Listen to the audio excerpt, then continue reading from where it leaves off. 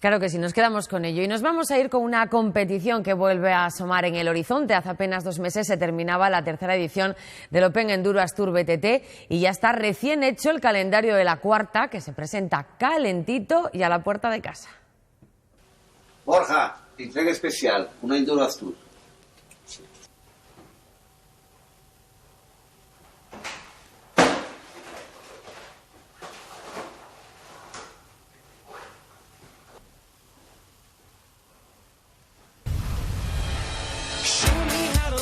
Lo que estamos viendo es el vídeo promocional de una competición que mantendrá las mismas sedes y que se disputará en las siguientes fechas. El 9 y 10 de abril en El Entrego, el 14 y 15 de mayo en Salas, el 11 y el 12 de junio en Nava, el 27 y el 28 de junio en Deva y el 1 y el 2 de octubre en Tuña, Tineo.